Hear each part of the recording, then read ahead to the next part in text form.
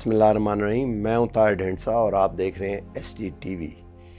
पाकिस्तान में जब no confidence और पॉलिटिकल क्वेगमायर में धंसे हुए हैं, उलझे हुए हैं, एन उस वक़्त साइमल्टेनियसली रीजन और मैं तो ये कहूँगा ग्लोबल लेवल पे एक बहुत बड़ी डेवलपमेंट हो रही है। एक डेवलपिंग स्टोरी है विच इज़ अनफोल्डिंग इटसेल्फ, और वो स्टोरी ये है कि पाकिस्तान, चाइना और रशिया का जो एक नेक्सस था वो एक स्टेप और आगे चला गया। बीजिंग ओलंपिक में वज़ीर आज़म इमरान खान की प्रेसिडेंट पुतिन से बातचीत और प्रेसिडेंट शी से हुई और मॉस्को का दौरा डिसाइड हुआ। उस वक्त ये इल्म में था प्रेसिडेंट पुतिन के, और मैं तो ये कहूँगा कि वज़ीर आज़म इमरान खान और प्रेसिडेंट शी के भी, कि यूक्रेन की लड़ाई डेफिनेटली होनी है, लेकिन इस दौरे को मौखर नहीं किया गया और ये दौरा हुआ। अब आगे मैं आपको एक इन्फॉर्मेशन दे रहा हूँ कि अमेरिकन्स को ये स्टेट ऑफ पाकिस्तान ने, एस्टेब्लिशमेंट ने पास ऑन किया कि मॉस्को का ये जो दौरा था रूस का, ये वज़ीर आज़म इमरान खान का ज़ाती दौरा नहीं था, बल्कि ये एक डिसीजन था स्टेट ऑफ पाकिस्तान का, जिसमें एस्टेब्लिशमेंट पूरी तरह शामिल थी। इसका क्या मतलब है? इसका मतलब है कि एस्टेब्लिशमेंट के सारे प्लेयर ना हों, मतलब chief of the army staff retire हो जाएं, वज़ीर आज़म चेंज हो जाएं, बट स्टेट पॉलिसी अब ये है कि चलता रहेगा। अब उस पर फर्दर डेवलपमेंट हो गई है। डेवलपमेंट जो है उसको किक स्टार्ट किया है चाइना के फॉरेन मिनिस्टर ने, वांग ने। वो आए यहाँ पे, उन्होंने OIC की कॉन्फ्रेंस से ख़िताब किया। उसमें बहुत ऐसी रेजोल्यूशंस, मसलन कश्मीर की जो पिछली दफ़ा नहीं थी, वो टेबल हुई और उसमें काफ़ी खुल के बातचीत हुई। उसके बाद वो यहाँ से अफ़गानिस्तान गए और अफ़गानिस्तान में जाके अफ़गानिस्तान को CPEC का पार्ट बनाने के लिए, जिसके ऊपर और डेवलपमेंट हो चुकी है, मैं वो आपको बताता हूँ, उनसे फर्दर बातचीत हुई। और जिस चीज़ को ओपन कर दिया गया बातचीत का वो ये थी कि उन्होंने उनसे कहा कि अफ़गानिस्तान हुकूमत जो है, इसकी ये लाइबिलिटी है कि वो दहशत गर्दी को ख़त्म करे, यानी कि बलूचिस्तान में होने वाली दहशत गर्दी को अफ़गानिस्तान के ऊपर उन्होंने कहा कि ख़त्म करें, क्योंकि आगे जाके वो उनके सिंकियांग सूबे में और चचनिया में उस तरफ भी फैल सकती है। उसके बाद उन्होंने नेपाल जाना था, लेकिन दौरे की आइटिनरी चेंज करके इंडिया का एक दिन बीच में रखा गया और नेपाल भी गए। और नेपाल जब वो पहुँचे तो उससे पहले अमेरिका $500 मिलियन की ग्रांट दे चुका था हुकूमत नेपाल को। और जब वो वहाँ पहुँचे तो जो माओस थे वहाँ पे, ये जो स्ट्रीट लोग थे वहाँ पे, एजिटेशन हो रही थी अपनी नेपाल की हुकूमत के ख़िलाफ़ कि वो $500 मिलियन की ग्रांट वापस किया जाए। BRI वहाँ से भी गुजरती है, ज़ाहिर है। और इंडिया का उससे पहले जो एक दिन का दौरा था उसमें काफ़ी सख्त उन्होंने मौक़िफ़ अपनाया लद्दाख के बारे में और बाकी चीज़ों में। उन्होंने कहा कि एंगेज हों, ब्रिक्स में आप आ जाएँ और be a partner in peace and trade. But उन्होंने कहा कि जब तक डिसएंगेज नहीं होते लद्दाख से, तब तक ये पॉसिबल नहीं है। डिसएंगेज होने का मतलब है कि पुरानी पोजीशनों पे वापस, तो वो तो फिर इलाका चला जाएगा। चाइना ने ये जो कैप्चर किया था इलाका, वो इस वजह से किया था कि बिल्कुल दौलत बेग ओल्डी रोड जो है उसके साथ वो इंडियंस टनल्स बना रहे थे और बेस भी बना रहे थे, जिससे विद इन आवर्स वो CPEC जहाँ से एंटर होता है घुस के, तो उसका रास्ता काट सकते थे। तो उन्होंने आके अपनी परमानेंट वहाँ पे एक डिप्लॉयमेंट की है चाइनीज़ ने, ताकि उनको रोका जा सके CPEC को प्रोटेक्ट करने के लिए। इसका मतलब है कि चाइना CPEC को प्रोटेक्ट करने के लिए इंटरनेशनल अग्रेशन भी से भी गुरेज नहीं करेगा, ना ही उन्होंने किया है। तो वो उन्होंने कहा, बहरहाल अजीत डोवल को उन्होंने इनवाइट किया है, उनके नेशनल सिक्योरिटी एडवाइज़र को, कि आप आएँ तो बातचीत होगी। उसके बाद अब आज शाह महमूद कुरैशी एन उस वक़्त जब यहाँ पे लोकल काफ़ी टेंस हालात हैं, वो 2 दिन के दौरे पे चाइना चलेंगे और वहाँ 6 मुल्कों के वज़ीर ख़ारजा या उनके नुमाइंदे आ रहे हैं। और मुल्क कौन से हैं? उज़्बेकिस्तान, ताजिकिस्तान और तुर्कमेनिस्तान, अफ़गानिस्तान, ईरान, पाकिस्तान।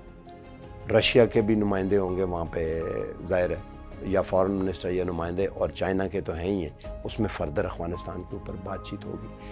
अब तुर्कमेनिस्तान के सदर यहाँ पर आए थे जब रशिया की चल रही थी। जिस वक़्त अफ़गानिस्तान को रेस्क्यू किया गया तो जो इमदाद थी वो दूसरी तरफ से होके उज़्बेकिस्तान की तरफ से होके और अफ़गानिस्तान रीच करती रही। और طالبان نے پہلے نارتھ افغانستان کیپچر کیا جو کہ قندوز وغیرہ ہے، بجائے اس کے کہ پشتون بیلٹ ادھر سے کریں، الٹ بالکل. اور اسی وجہ سے افغانستان کیپچر بھی جلدی ہو گیا، کیونکہ نارتھ افغانستان سے سپورٹ آتی رہتی تھی اور افغانستان نہیں تھا ہوتا. پنشیر ویلی کے فال کرنے کی بھی یہی وجہ تھی کہ قندوز وغیرہ پہلے ہو چکے ہوئے تھے. تو ازبکستان سے، تو اگر ازبکستان نارتھ افغانستان میں آ جاتا ہے اور پشتون میں تو اتنا مسئلہ نہیں ہے، تو سی پیک کا ڈائریکٹ روٹ جو ہے وہ سینٹرل ایشیا، ازبکستان، تاشکند اور آگے پھر روس تک اور آگے جا سکتا ہے.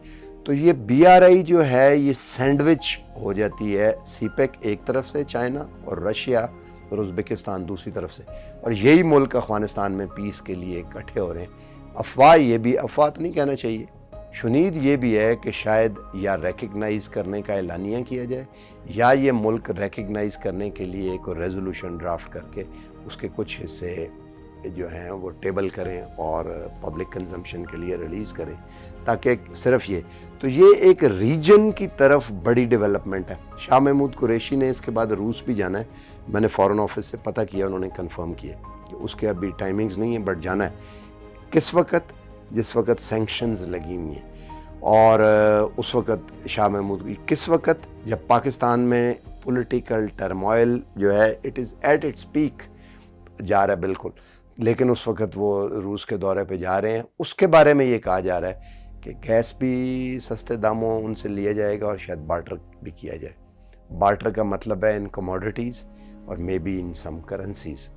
تو یہ اتنی بڑی ڈیولپمنٹ ہے کہ یہ جو یونیپولر کا تھا، اب یوکرین میں ایک بڑی امیزنگ چیز ہے جس کا ڈائریکٹ تعلق تو نہیں بنتا، لیکن میں آپ کو بتاؤں، پولینڈ میں جس وقت پریزیڈنٹ بائیڈن میٹنگ کر رہے تھے ان کے ساتھ آن فیوچر، این اس وقت روس نے کروز میزائل سے لیتھل حملہ کیا ان کے آئل کے ڈیپو کے اوپر، جسٹ 20 مائلز اور 20 کلومیٹرز اوے یوکرین کے بارڈر کے ساتھ پولینڈ میں، جس وقت میٹنگ ہو رہی تھی.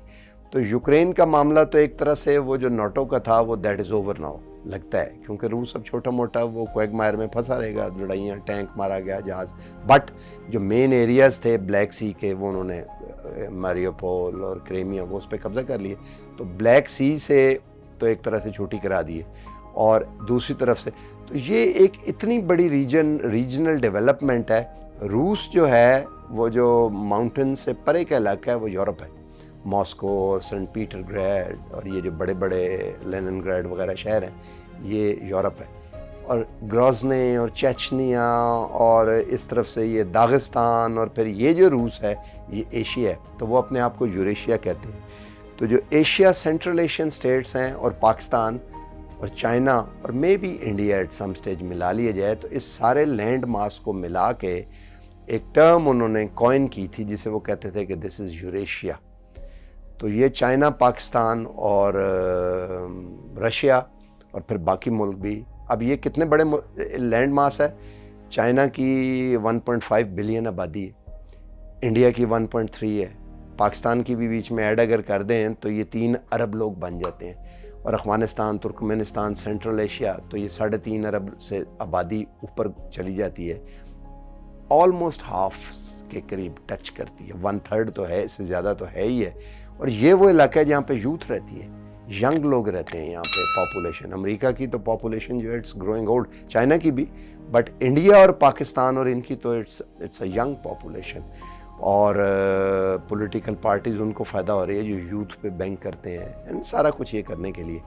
اور ریسورسز بھی سارے یہاں پہ ہیں، نارتھ آف کیسپین سی میں آئل کے، اور پھر اس کے ساتھ مڈل ایسٹ. تو یہ اتنی بڑی جو ہم کہتے تھے کہ Pakistan is leaving the west and becoming part of Eurasia East، اب وہ حقیقت میں تو یہ جو فارمیٹیو وزٹس ہیں وہ بالکل سائلنٹلی اٹ از سلپنگ اوے. اس لیے ہم نے آج سمجھا کہ آپ سے اس سے شیئر کریں.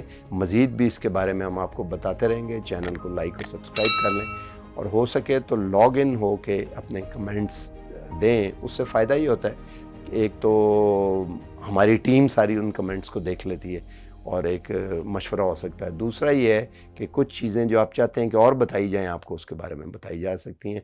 اللہ حافظ.